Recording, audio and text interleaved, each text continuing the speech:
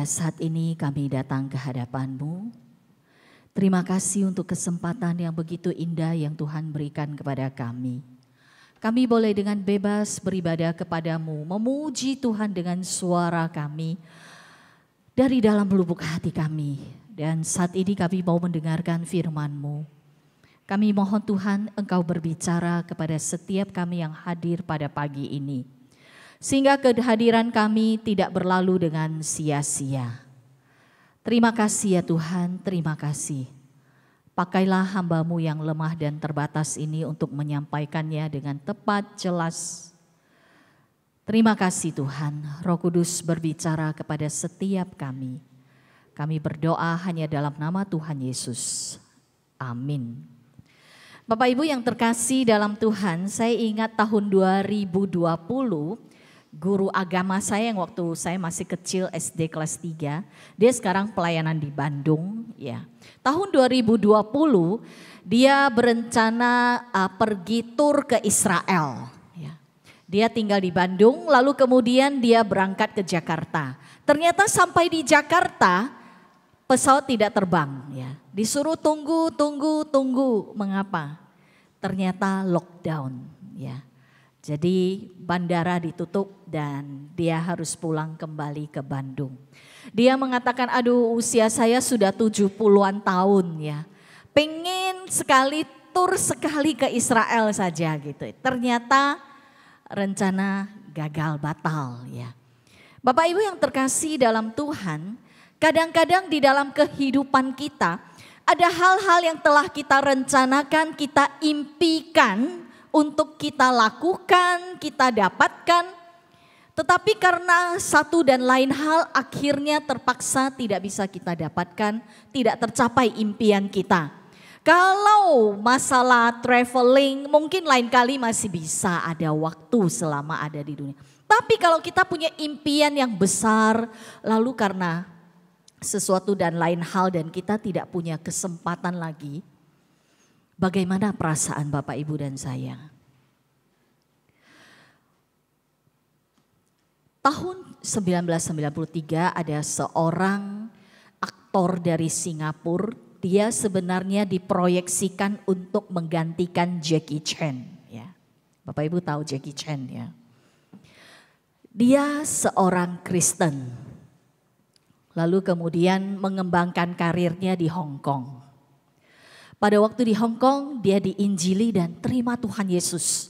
Dia mengatakan, wah setelah terima Tuhan Yesus, dia melihat dunia ini indah sekali.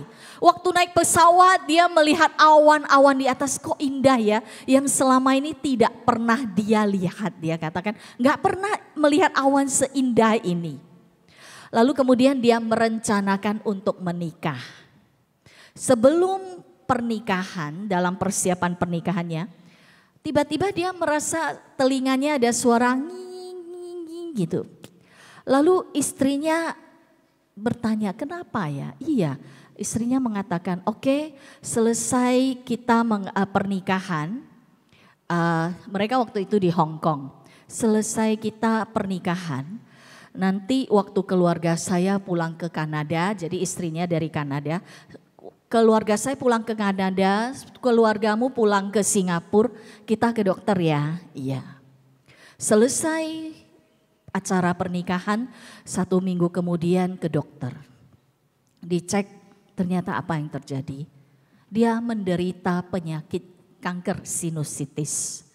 Dan itu kanker yang sangat ganas dikatakan. Dan tidak pernah seganas itu. Ya. Dan apa yang terjadi? Cita-citanya hangus ya. Dan sejak itu dia harus setiap hari, mukanya yang ganteng, saya tidak bisa memberikan Bapak Ibu gambarnya. Karena itu berhubungan dengan hak cipta ya. Jadi saya nggak bisa berikan. Mukanya yang ganteng sebenarnya jadi bengkak sekali. Setiap hari air harus disedot dari mukanya itu 25 cc. Bapak Ibu yang terkasih, istrinya sempat mengatakan, apa yang harus kami lakukan? Kami baru selesai menikah. suami saya ini punya cita-cita diproyeksikan menggantikan Jackie Chan. Lalu kami cita-cita itu sudah hangus. Bukan cita-cita yang hangus saja. Kami baru selesai menikah. Kami menghabiskan banyak uang untuk pernikahan. Dan sekarang rekening kami hampir nol, kosong. Kami harus bagaimana? Istrinya mengatakan, waktu itu dia merasakan dia jatuh ke dalam jurang yang sangat dalam, tidak ada hentinya.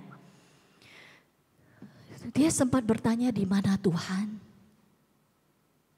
Bapak Ibu yang terkasih dalam Tuhan, pada saat Bapak Ibu dan saya kita memiliki impian. Lalu akhirnya impian itu terbang hangus. Bagaimana perasaan Bapak Ibu dan saya? Kita akan bertanya, di mana Tuhan? Demikian juga dengan ayat yang kita baca baru saja dibacakan oleh penginjil Linda. Lazarus dikatakan meninggal, tapi sebelum Lazarus meninggal, Marta dan Maria kedua saudara Lazarus ini sudah beritahu Tuhan Yesus dulu. Bapak Ibu, hubungan Tuhan Yesus dengan keluarga Lazarus ini bukan hubungan yang biasa-biasa. Tetapi Alkitab mengatakan Tuhan Yesus mengasihi mereka. Kalau Tuhan Yesus mengasihi mereka, mengapa Tuhan Yesus tidak menyembuhkan mereka? Walaupun mungkin jarak waktu Tuhan Yesus diberitahu dengan jaraknya Lazarus itu jauh. Tuhan Yesus kan bisa menyembuhkan dari tempat yang jauh. Penyembuhan Tuhan Yesus tidak dibatasi oleh ruang dan waktu. Tuhan Yesus pernah menyembuhkan seorang anak perwira dari tempat yang jauh. Kenapa Tuhan Yesus tidak menyembuhkan Lazarus langsung sembuh? Dan ditambahkan lagi Alkitab mencatat Maria ini pernah meminyaki Tuhan Yesus dengan minyak Maria dengan rambutnya.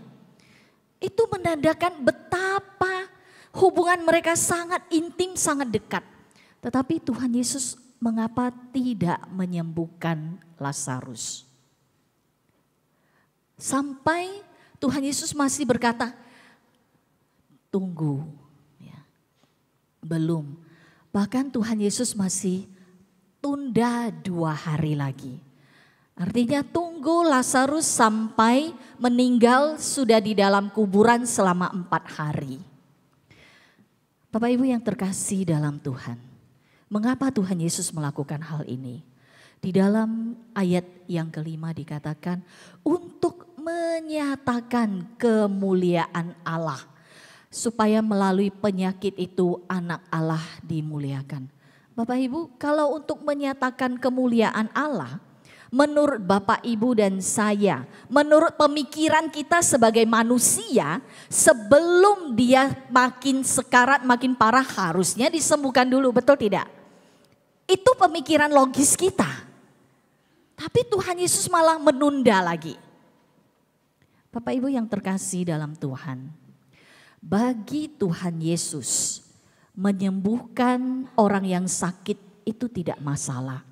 Dan orang-orang di sekitar waktu zaman Tuhan Yesus sudah melihat sendiri, bahkan banyak melihat sendiri. Ada yang melihat dengan mata kepala sendiri Tuhan Yesus menyembuhkan, ada yang mendengarkannya. Itu bukan rahasia umum lagi bagi orang-orang Yahudi pada zaman Tuhan Yesus. Tetapi di sini Tuhan Yesus ingin memberikan yang berbeda kepada orang yang Dia kasihi. Tuhan Yesus ingin memakai Lazarus untuk menyatakan kemuliaan Allah sehingga Yesus Kristus dimuliakan.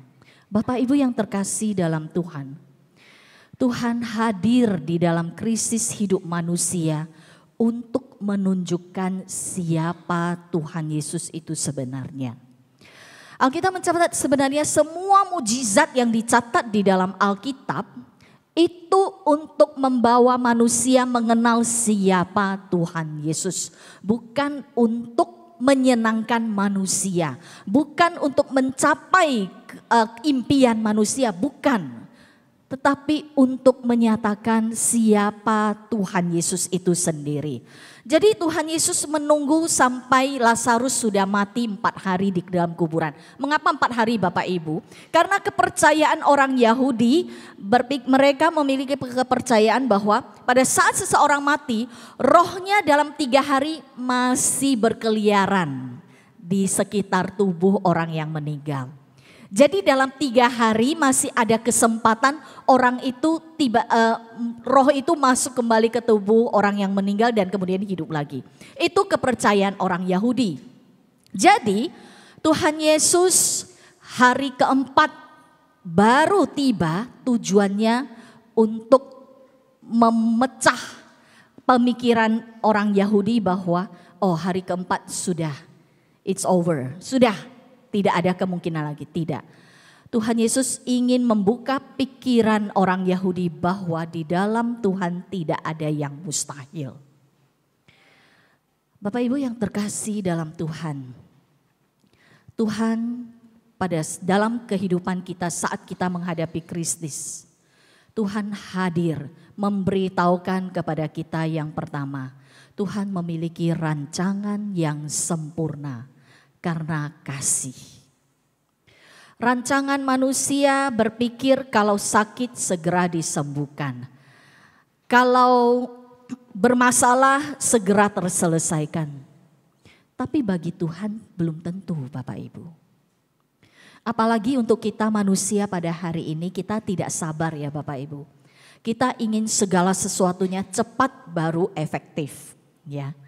Tapi bagi Tuhan tidak. Manusia semakin hari semakin tidak sabaran dalam segala hal, termasuk terhadap Tuhan. Kita berdoa, Tuhan tolong segera sembuhkan saya. Saya perlu ini. Tuhan tolong Tuhan, saya perlu ini. Secepatnya Tuhan. Kalau tidak maka akibatnya akan seperti ini. Tapi waktu Tuhan berbeda dengan waktu kita Bapak Ibu. Bukan hanya waktunya yang berbeda, timingnya juga berbeda Bapak Ibu. Di dalam ayat 8 Tuhan Yesus mengajak murid-muridnya kembali ke Yudea sebelum mereka kembali ke Betania. Di Yudea itu tempat Tuhan Yesus pernah direncanakan untuk dibunuh oleh orang Yahudi. Lalu sekarang Tuhan Yesus mengatakan ayo kembali ke Yudea, artinya apa? Kembali ke sarang penyamun, kembali untuk dibunuh. Tuhan Yesus, murid-muridnya mengatakan jangan. Tapi Tuhan Yesus mengatakan di ayat yang ke-9, 10. Siang itu ada 12 jam. Ya. Bekerja selama siang. Sebelum malam tiba. Artinya apa? Malam itu diartikan sebagai waktu Tuhan Yesus ditangkap dan mati. Artinya kalau belum waktunya yang ditentukan oleh Tuhan Yesus, dia tidak akan mati. Timing ada di tangan Tuhan, bukan di tangan manusia. Kalau manusia berusaha memasang jerat untuk menangkap Tuhan Yesus, tetapi jikalau menurut Tuhan Yesus waktunya belum tiba, itu tidak akan terjadi. Bapak Ibu yang terkasih dalam Tuhan, rancangan Tuhan tidak sama dengan rancangan kita manusia. Programnya Tuhan berbeda dengan programnya manusia. Dan programnya Tuhan tidak bisa dikontrol oleh manusia. Waktunya Tuhan tidak bisa diatur oleh manusia. Bapak Ibu yang terkasih dalam Tuhan, apa yang sedang Bapak Ibu impikan, doakan, tetapi sampai saat ini belum tercapai. Percaya, rancangan Tuhan, waktunya Tuhan lebih sempurna.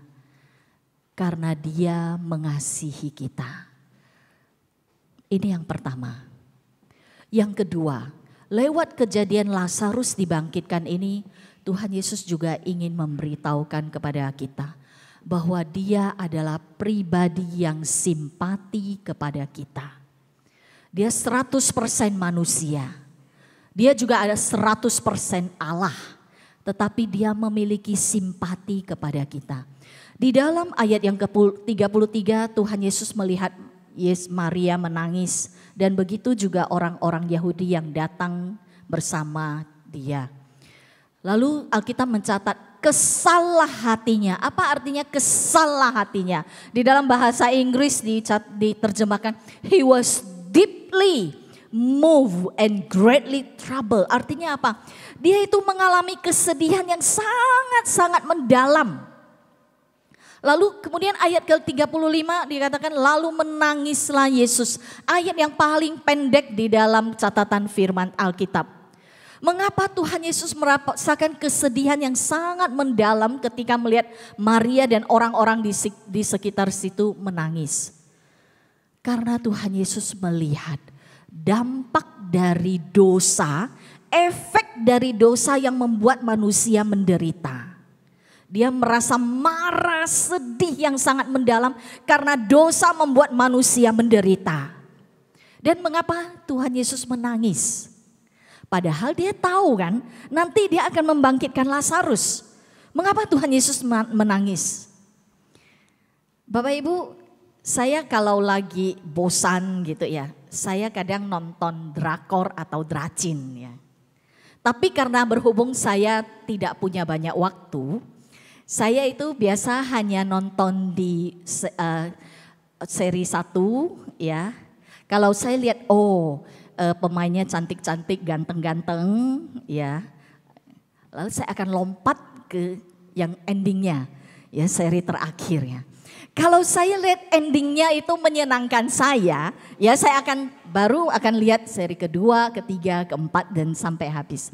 Tapi kalau endingnya tidak menyenangkan saya nggak akan lanjutkan. Mengapa? Saya pikir saya nonton hanya untuk cari hiburan ya. Nah kalau saya nonton sampai endingnya ya tidak menyenangkan, tidak menghibur saya, ngapain saya habisin waktu untuk nonton, ya kan?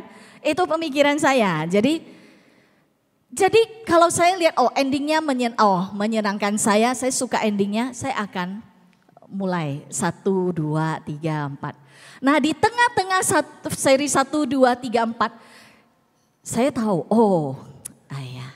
walaupun dia hampir akan terbunuh, saya tahu dia ending masih hidup. Jadi saya tidak akan merasa tegang, tidak ya. Ya, itu cara saya ya. Salah satu cara saya untuk menghibur ya, mencari hiburan. Bapak Ibu, Tuhan Yesus tahu kalau nanti akan Lazarus itu akan bangkit.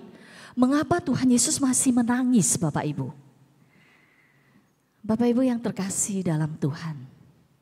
Di situ dikatakan Tuhan Yesus mengasihi Maria, Marta, Lazarus. Orang yang dikasihi menderita, otomatis dia juga akan merasa menderita. Karena dia mengasihi, karena dia manusia 100%. Bapak Ibu kalau melihat anak Bapak Ibu atau saudara atau anggota keluarga Bapak Ibu mengalami masalah, penderitaan, musibah. Kalau Bapak Ibu sayang, mengasihi, memiliki hubungan yang intim dengan mereka, Bapak Ibu juga pasti akan merasakan penderitaan mereka. Betul tidak? Demikian juga dengan Tuhan Yesus.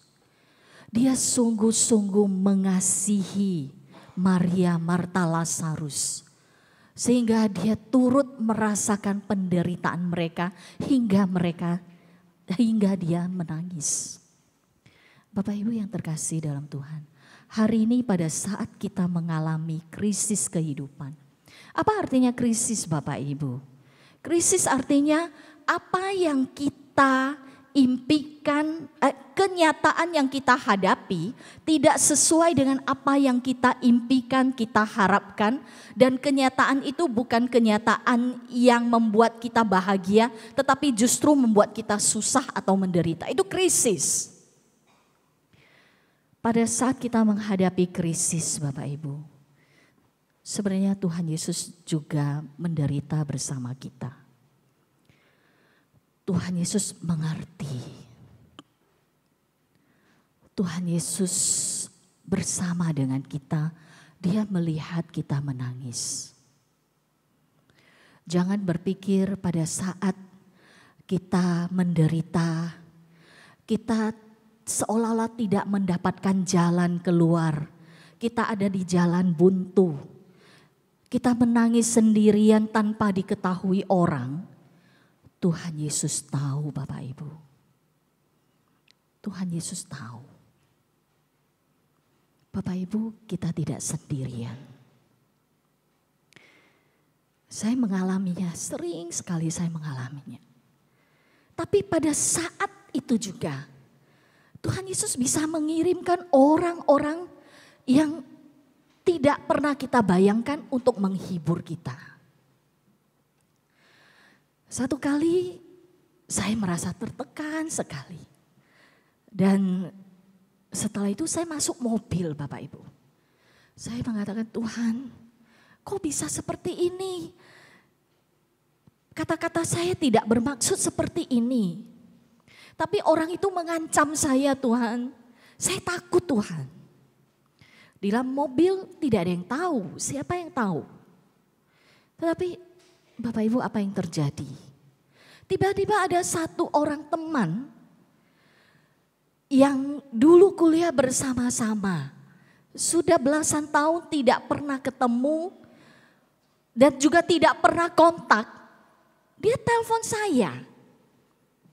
Dan dia mengatakan, halo, long time no see. Sudah lama enggak ketemu kita ya, dia bilang. Saya kok merasa pengen bacakan kamu satu mazmur.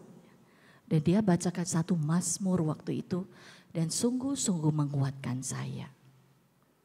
Bapak Ibu, Tuhan Yesus bersama dengan kita pada saat kita menghadapi krisis.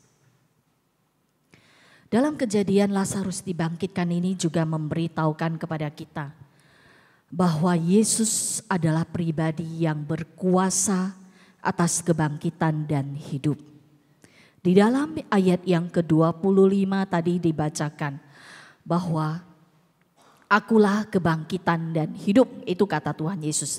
Siapa yang percaya kepadaku ia akan hidup walaupun ia sudah mati.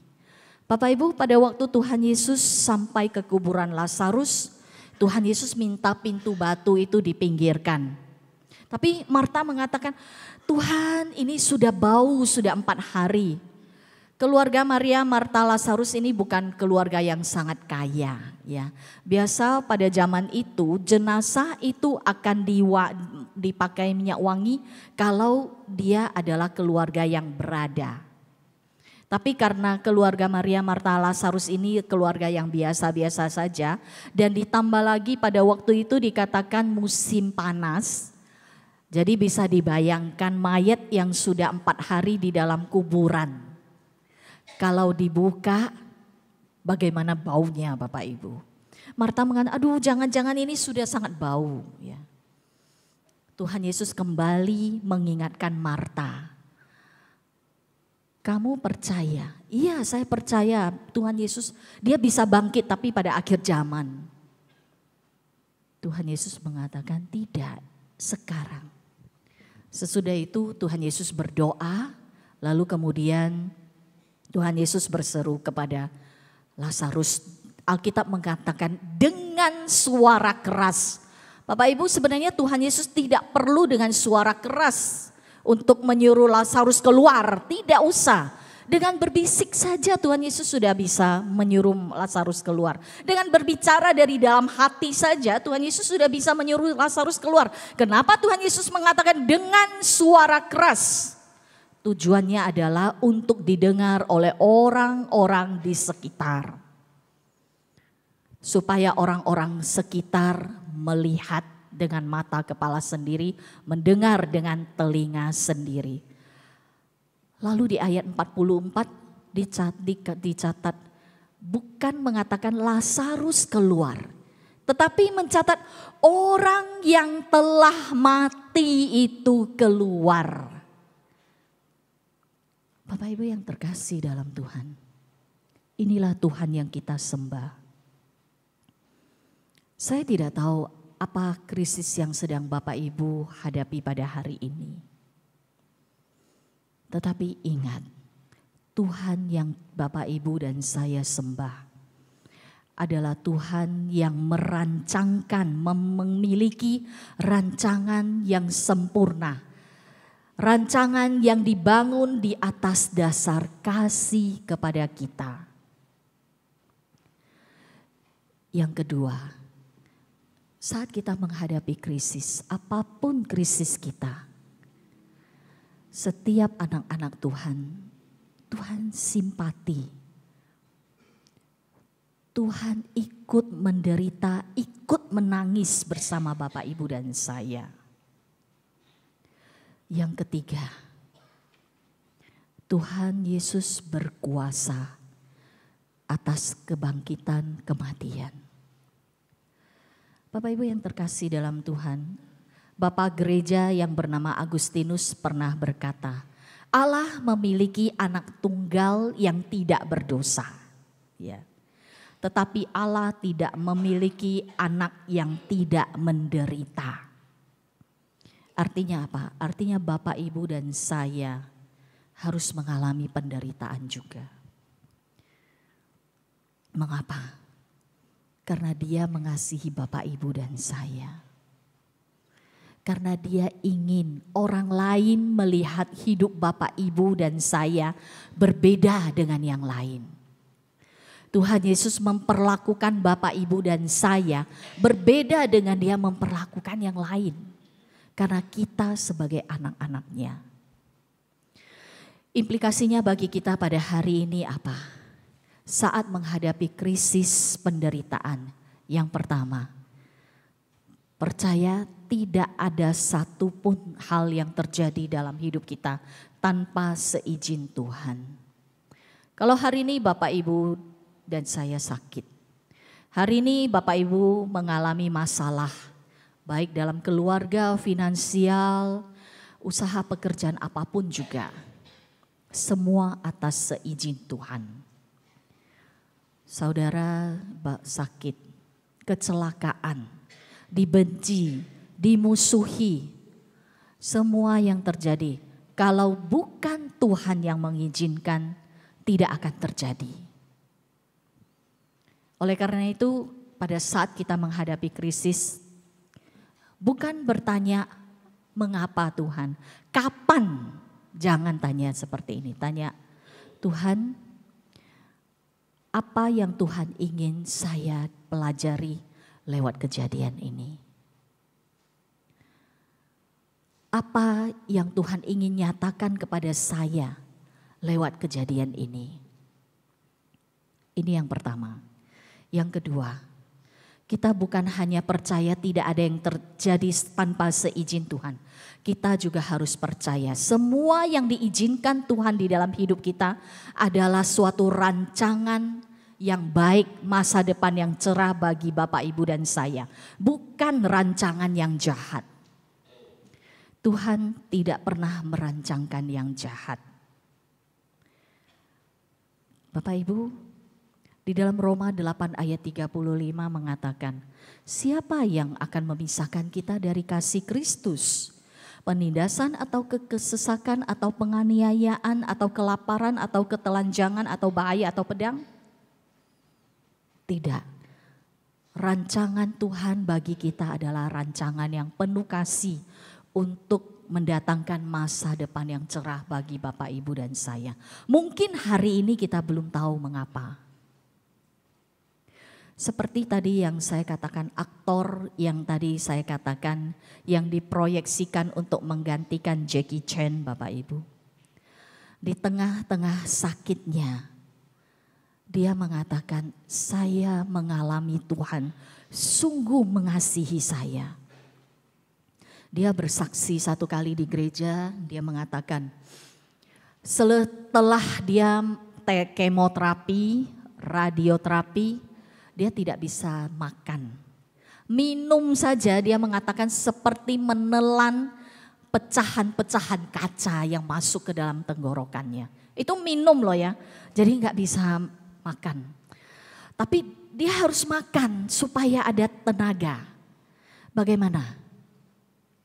Istrinya berdoa di sampingnya, berlutut di samping tempat tidurnya berdoa. Istrinya mengatakan demikian, Tuhan, tolong buka tenggorokan suami saya.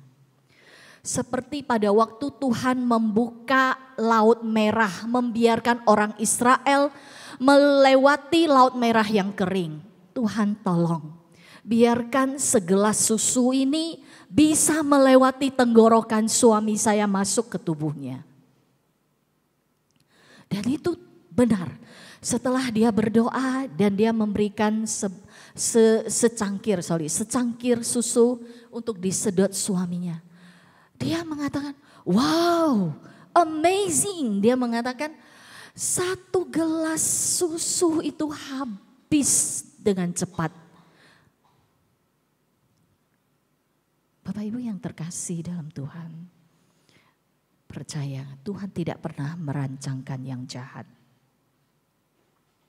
Dan yang ketiga, percaya selalu Tuhan Yesus mampu membangkitkan orang mati. Orang mati saja Tuhan Yesus mampu bangkitkan, apalagi masalah dalam kehidupan kita.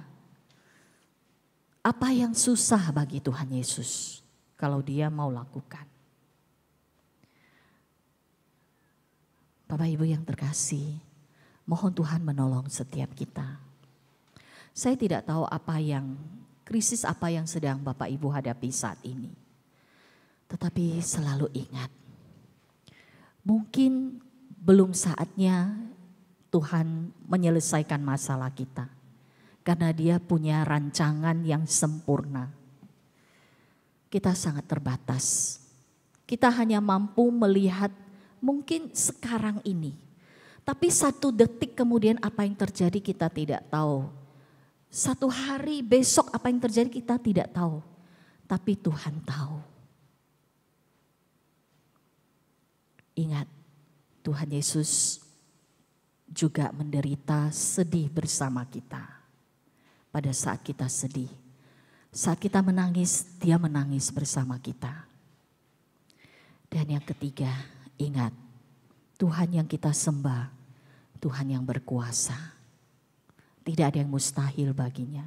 Masalah terbesar di dunia ini yang tidak bisa diselesaikan oleh manusia di dunia ini telah diselesaikan oleh Tuhan Yesus. Dia membangkitkan orang mati. Dia sendiri yang menanggung dosa Bapak Ibu dan saya di atas kayu salib. Mati dan hari ketiga Dia bangkit. Suatu hari nanti setiap kita yang sudah terima Tuhan Yesus sebagai juru selamat pribadi dan kemudian meninggal di dalam Kristus. Suatu hari nanti Bapak Ibu dan saya kita akan dibangkitkan bersama-sama. Mari kita berdoa. Minta dengan kasih Pendeta Krisnadi memimpin kita dalam doa.